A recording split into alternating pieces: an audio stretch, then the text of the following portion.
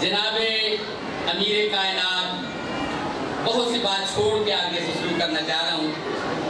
जंग से वापस आए, साथ अपने एक घोड़ी जो वहाँ के बादशाह ने तोहफे में दी थी वो लाए, उसका नाम मुजल्ली। एक जुमला पेश करता चलूँ कि जब ये मुजल्ली दी ना, इसका बच्चा बादशाह ने नहीं दिया। तवज्जो रखेंगे मेरी तरफ। तो जब मुजल्ली को लेकर चलने लगे ना, वो कुछ फासले पर चली थी कि उसने एक तरफ को मुंह फिरा के रोना शुरू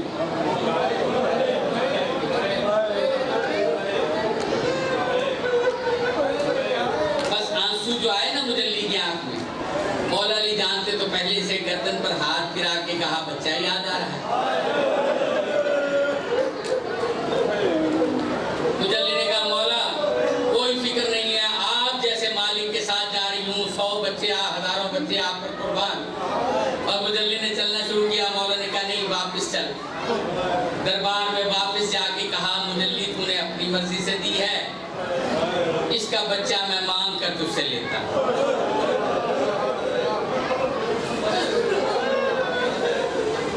उसने कहा, आका वो बीमार बहुत है, अगर वो बीमार ना होता तो मैं खुद ब खुद पेश कर देता। बस ये जो कहना था ना, मौला की आंखों में आंसू भी आए। कहा, मैं उसका इलाज भी जानता हूँ, जिस वजह से वो बीमार है वो भी जानता हूँ। बस बच्चे को मंगाया, या तो वो चल नहीं सकता था, उन्होंने यही बताया था कि टीले पे पड़ा रहता है, हर वक्त रोए जाता है। ये अब जो मौला अली ने बुलाया ना, दौड़ता हुआ मुजल्ली के साथ आया, मुजल्ली से भी आगे आगे दौड़ रहा था। एक दफा मौला ने कहा, तू इसे बीमार कह रहा?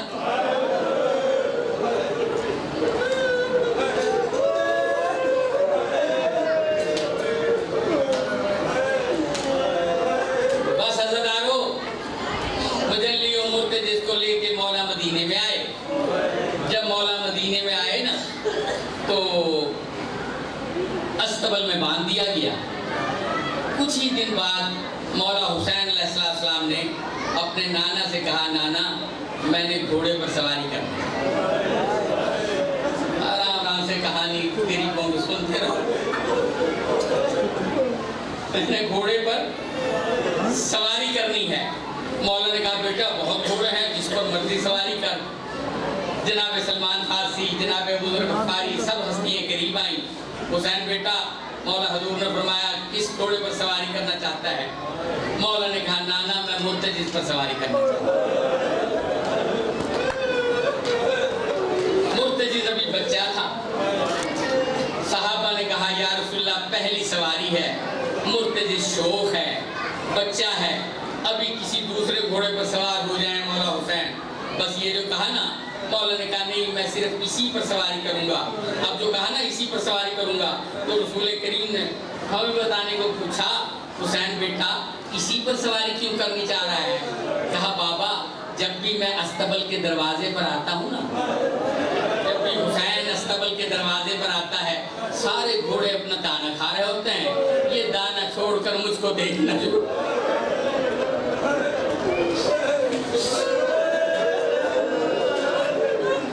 इसकी नजरें मुझसे मिली रहती हैं, ये मुझसे बहुत प्यार करता है, मैं इसी पर सवार होना चाहूंगा।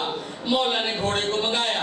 जब घोड़ा करीब आया ना, तो कहते हैं मौला हुसैन ने गर्दन पे हाथ फिराया, हाथ फिराकर कान में कहा, मुर्तजिज़ नाना के सहाबी कहते हैं कि तू शौक है।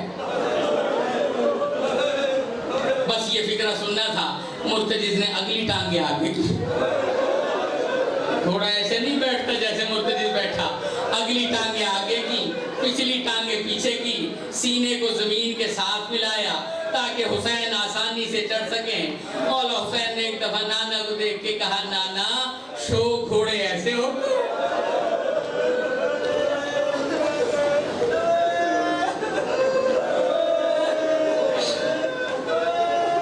घोड़े पर सवार हुए। घोड़े पर सवार होके मौला हुसैन चले गए। काफी देर बाद जो वापस आए ना, तो घर से ये फरमान क्या आया था, जनाब सैयदा सलवातुल्लाह अलैहा का ये पैगाम आया था, कि मेरा हुसैन जब सवारी करके वापस आए ना तो घोड़े से ना उतारना, पहले घोड़े को मेरे पास।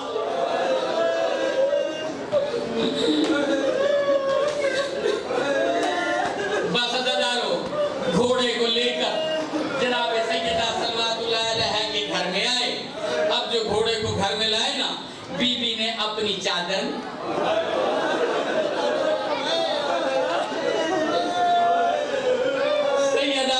चादर में दाना लिया, दाना लेकर घोड़े के आगे किया। जानता था बीबी की चादर की अजमत को, मुंह दूसरी तरफ हटाया, इधर मुंह हटाया, इधर जनाब सैयदा ने कहा मैं हुक्म देती हूँ इसी चादर में खा। बस ये हुक्म मिलना था। मुंह लगाया, कुछ थोड़ा सा लिया, फिर मुंह उठा लिया। जब थोड़ा सा लेकर मुंह उठाया ना, बीबी ने इसकी तरफ देख के कहा ए मुर्तजिज, आज मैंने अपनी चादर में दाना खिलाया है, करबला में मेरी चादर पर नजर रखना, हुसैन को तन्हा न छोड़।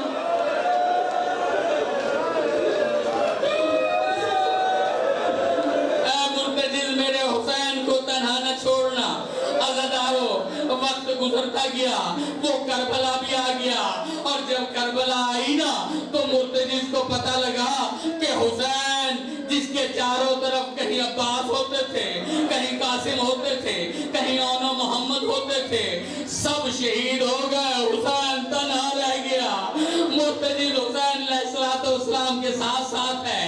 सारा दिन लाशें लाता रहा, एक की लाश ले आया, दूसरा चला गया, सारा दिन इस तरह गुजारा। जब असर का टाइम होने लगा ना, मौला ने मुर्तजिज से कहा आ मुर्तजिज, आखिरी मर्तबा तुझ पे सवार होने के लिए तैयार हो जाऊं। ये कहकर खैमों के करीब आके कहा या ज़ैनबो, या उम्मे कुलसूम, या रुबाबो, या सकीनतो, व या फिज़ातो, अलैकुन्ना मिन्नी सलाम। तुम सब पे हुसैन का आखिरी सलाम हो। ये जुमला सुनना था। जनाब ज़ैनब ने तड़प के कहा भैया खैमे में आओ, ऐसे नहीं जाने दूंगी। हुसैन खैमे में आए। अज़ादारो जब खैमे में आए ना तो तमाम बीवियों ने हल्का किया, मिल मिल कर रोने लगी।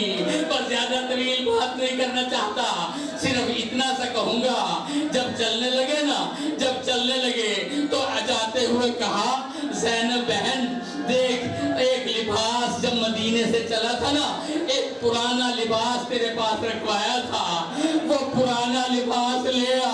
कहा भैया उस पुराने लिबास को, उस ज़ईफ लिबास को इस वक्त क्या करोगे? कहा ज़ेबे तन करूंगा। वो लिबास पहना, ऊपर दूसरा लिबास पहना, दूसरा पहनने से पहले उस लिबास को फाड़ना शुरू किया। मौला ने जो लिबास फाड़ा, बीबी ने कहा मौला एक तो लिबास ज़ईफ है, ऊपर से इसको चाक कर रहे हो, इसका क्या सबब है? कहा ज़ैनब मेरे कातिल बड़े जालिम हैं, वो मेरा लिबास भी छीन लेंगे। ये पुराना लिबास इसलिए पहना है ताकि हुसैन का पर्दा रहे।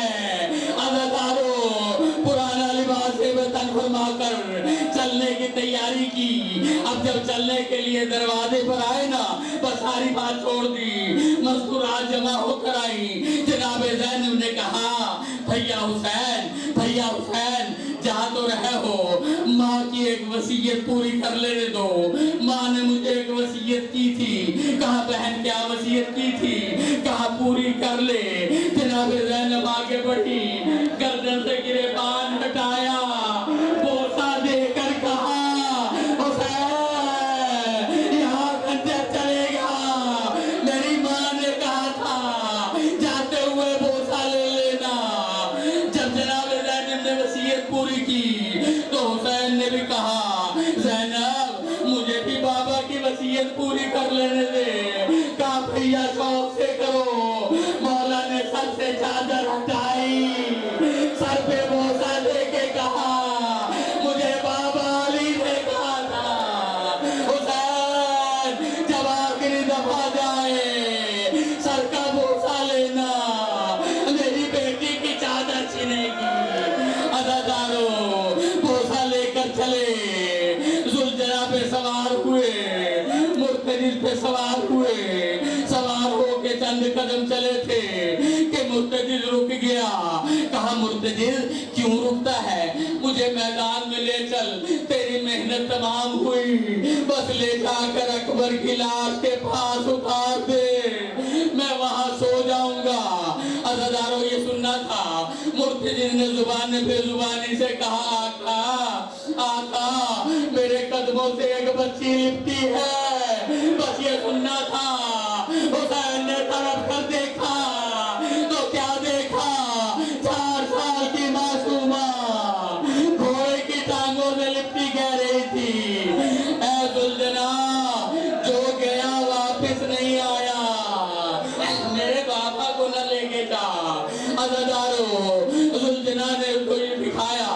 जनाब इमाम हुसैन नीचे उतरे, सकीना को सीने पे लिटा के कहा सकीना सकीना देख अब तू जिद ना किया कर, क्योंकि अनकरीब तू यतीम हो जाएगी। सकीना ने सर पीट के कहा बाबा ये यतीमी क्या होती है, बाबा यतीम किसको कहते हैं। अब जो कहा ना यतीम किसको कहते हैं, मौला ने सर में खाक भी डाली, मिट्टी सर में डाल के जनाब सकीना को सामने बिठा के कहा बेटी मर जाए जिसका बाप वो बच्चा यतीम है, सकीना जिसके बाबा मारे जाए वो यतीम हो जाता है। अज़ादारों सकीना को सुलाकर हुसैन मैदान में पहुंचे, पर जल्दी जल्दी अपने मकसद पे आ गया। अब जो मैदान पे पहुंचे ना, बीबी ने कहा था आका आका एक दफा हमला करके दिखाना कि हैदर करार का बेटा कैसा होता है। बस अज़ादारों मौला के 3 हमले हैं जो मौला ने मैदान करबला में किए हैं। मौला ने ऐसे हमले किए कि फौज दौड़ती हुई नुखैला तक चली गई। जब नुखैला तक फौज को दौड़ा दिया ना, मौला वापस आए। तीसरा हमला जो किया ना, बस यहाँ तक के लिए मैंने मेहनत की थी, अब थोड़ा सा मेरा साथ देंगे। जब तीसरा हमला किया ना, तो इतने में क्या हुआ मैं हैरान हूँ। मैंने करबला की तारीख में जितना जनाब जिब्रील का जिक्र सुना है ना, शायद किसी का नहीं मिलेगा। कदम कदम पे जनाब जिब्राइल साथ है, अकबर की लाश पे जनाब जिब्राइल है, गाजी के बाजुओं पे जनाब जिब्राइल है। इस वक्त जब आखिरी हमला किया और जंग को कमाल पर पहुंचाया, जनाब जिब्रील नाजिल हुए, नाजिल होके कहा या नफ्सुल मुतमइन्ना तुरसे इला रब्बिक, ऐ नफ्स मुतमइन्ना अपने रब की तरफ लौटा। बस एक बात पेश करता हूँ, इस वक्त क्या हुआ, हुसैन ने जैसे ये पैगाम सुना ना अल्लाह का कि अपने रब की तरफ लौटा, फौरन हुसैन ने लड़ाई बंद की, जुल्फकार को नियाम में रखा। तवज्जो फरमाएंगे, अगर रोना चाहते हो तवज्जो करें, नियाम में रखा जुल्फकार को, नियाम और जुल्फकार को लेके जनाब जिब्रील को दिया। साहिब शहादत उज़्मा ने लिखा जनाब जिब्राइल के हाथ में तलवार दी और तलवार देकर लोगों से कहा लोगों हुसैन का जिस्म हाजिर है, जिसका जी चाहे तीर मारे, जिसका जी चाहे तलवारें मारे, जिसका जी चाहे नेज़े मारे। तलवार जनाब जिब्रील को दी, जब मुंतकिम आएंगे यही तलवार उनके पास होगी। अज़ादारों जनाब जिब्रील को तलवार देकर हुसैन खड़े हो गए। घोड़े पर हुसैन है, करीब आने की कोई जरूरत नहीं करता, दूर से तीर मार रहे हैं। हुसैन का वजूद जख्मी हो रहा है, तीर इतने लगे साहिब शहादत उज़्मा ने और दूसरी जितनी भी हमारी किताबें हैं सब ने लिखा कि माथे से लेकर दिहन के आखिरी पांव तक तीर थे, लेकिन कमर पे कोई तीर नहीं था, सारे तीर सामने से लग रहे थे। अज़ादारों तमाम तीर नहीं पढ़ सकता, सिर्फ चंद बातें पेश करता हूँ जिसकी वजह से उलमा आज तक परेशान है कि इसमें से कौन सी ज़रब वो थी जिसने हुसैन को घोड़े से गिरा दिया? वो ज़रबें क्या थी? सबसे पहले तो अबू अय्यूब गनवी ने तीर मारा जो आपके हलक में लगा।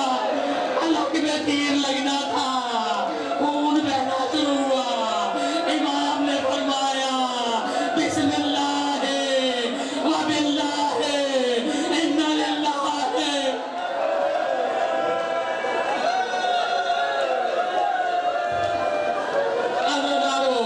ये तीर लगा। दूसरी तरफ से एक जालिम है, उसने तीर मारा जो मेरे मौला के सीने में लगा। इसका नाम सनान इब्ने अंस लिखा है। हुरमला का तीर लगा, सनान कसे सीने में तीर लगा। तीर लगा, अभी करीब नहीं आ रहे थे कि एक और जालिम ने तीर मारा। अज़ादारों सुनोगे, इस जालिम का तीर मेरे मौला की कमर से पार हो गया।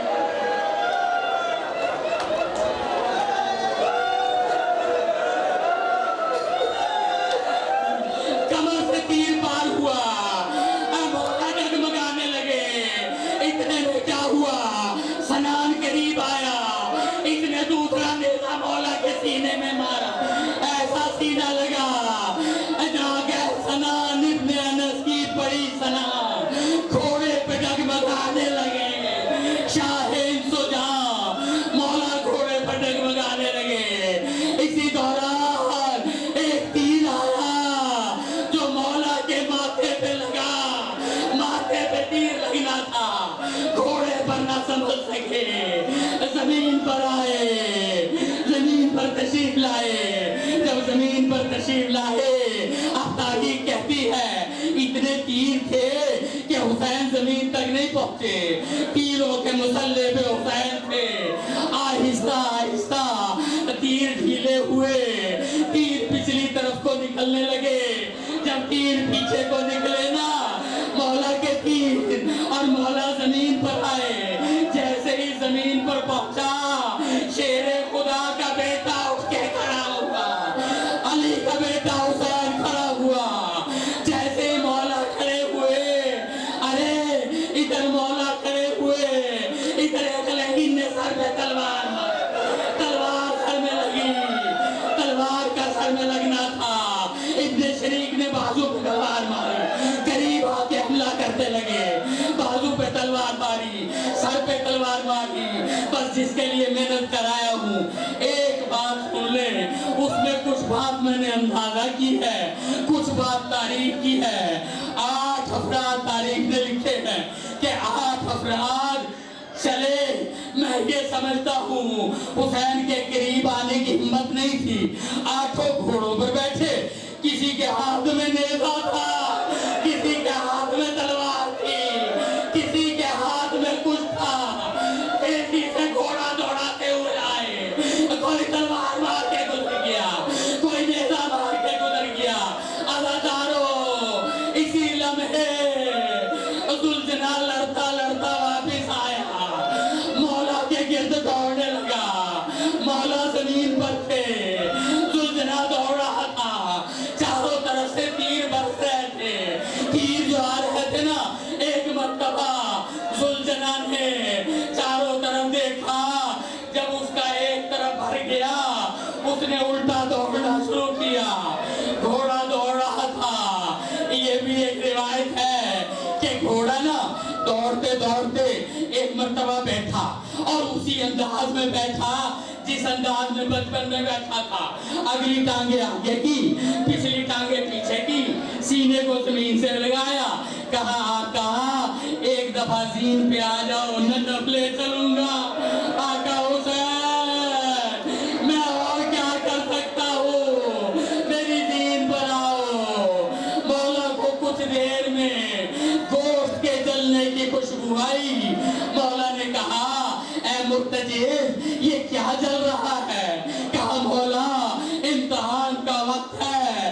करबला की रेत इतनी गर्म है कि मेरा सीना करबला की रेत से लगा हुआ है। मेरा जिगर जल रहा है मौला, मेरा जिगर जल रहा है। हुसैन तड़प के कहा ऐ